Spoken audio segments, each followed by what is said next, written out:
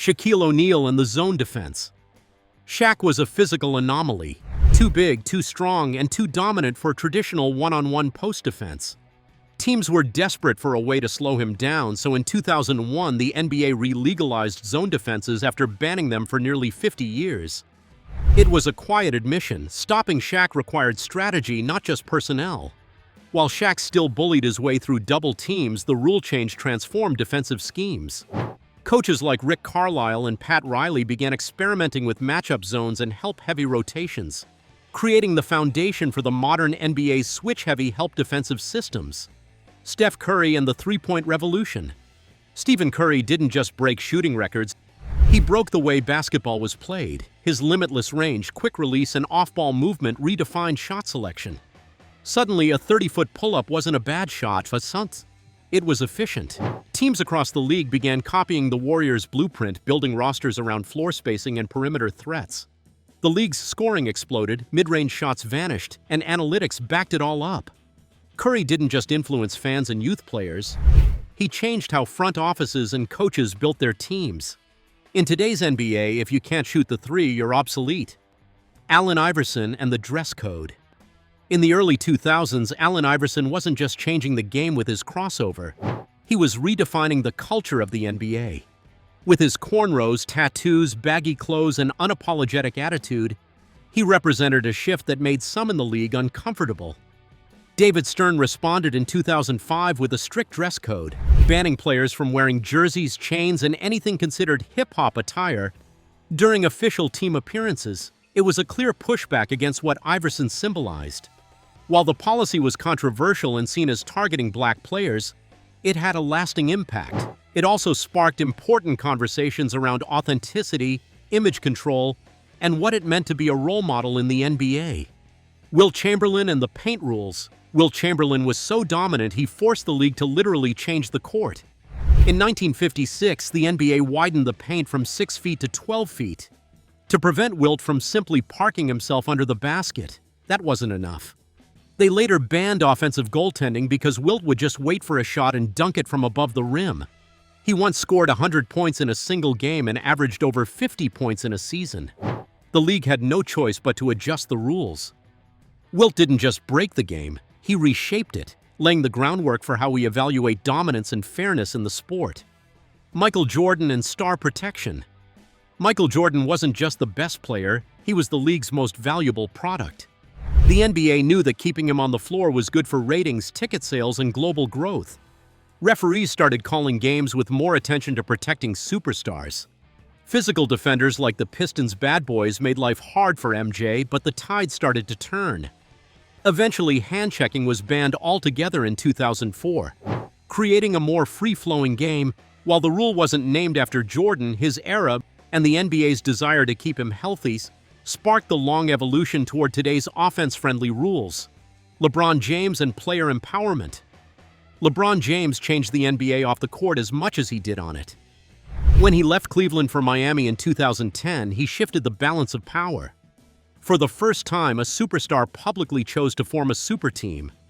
But more than that, he signed short contracts to retain flexibility, demanded influence over front office decisions, and helped usher in the player empowerment era. Stars now think like brands, using their platforms to control narratives, switch teams, and influence league policies. LeBron wasn't just building a career, he was building a blueprint for the modern athlete. Charles Barkley and the no taunting rule. Charles Barkley was pure entertainment, outspoken, fiery, and often confrontational. But the league grew concerned about how his antics, particularly taunting opponents after plays, might escalate tensions on the court. In 1997, the NBA cracked down on unsportsmanlike conduct, introducing stricter penalties for excessive taunting and emotional outbursts. Barkley often joked about being the reason rules got changed, and in this case, he wasn't wrong. The league wanted to avoid brawls and protect its public image. As a result, modern players have to walk a fine line between showmanship and suspension. Yao Ming and global expansion. Yao Ming's impact went far beyond the stat sheet. As the first Chinese superstar, he opened the floodgates for the NBA's international growth. When the Rockets drafted him in 2002, viewership in China exploded. Suddenly, Rockets games were being broadcast to hundreds of millions overseas. Sponsorships, merchandise, and NBA-hosted events in Asia grew exponentially. Yao wasn't just representing a team, he was representing a country. His success proved that basketball had global potential, and the NBA has been leaning into that global strategy ever since. Dirk Nowitzki and the stretch big. Dirk Nowitzki came into the league as a 7-footer who shot threes, a rare sight in the 90s. Coaches didn't know how to guard him, and defenders weren't used to chasing bigs around the perimeter. As Dirk developed into a Finals MVP and one of the league's all-time scorers, front offices took notice. Suddenly, spacing the floor became a top priority. Players like Kevin Durant, Kristaps Porzingis, and Karl-Anthony Towns are all part of Dirk's legacy. Tall, skilled, and capable from deep. Today's positionless NBA owes a lot to Dirk's evolution. Zion Williamson and the new load management. Zion came into the league with explosive athleticism and red flags around his health. From his debut, the Pelicans limited his minutes, sometimes sitting him in crucial games to protect him long-term. The result, a league-wide re-examination of how often stars should play. Load management had already started with Kawhi Leonard and others, but Zion's combination of marketability and fragility made it a talking point. The NBA responded by creating new rules around star rest in TV games, trying to balance player health with fan expectations. It's an evolving issue, and Zion's name is right in the middle of it. Manu Ginobili and the EuroStep. When Manu Ginobili first started using the EuroStep, it looked awkward, even borderline illegal. But over time, defenders realized it was almost impossible to stop. Manu's footwork and body control inspired a whole generation of guards to add the move.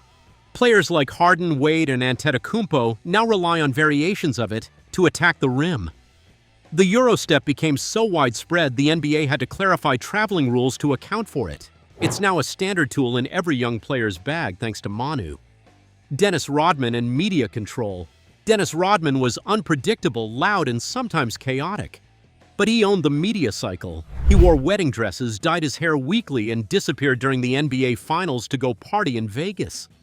Instead of getting suspended or cut, he stayed valuable because he could rebound, defend, and win. More importantly, he figured out how to make headlines work for him.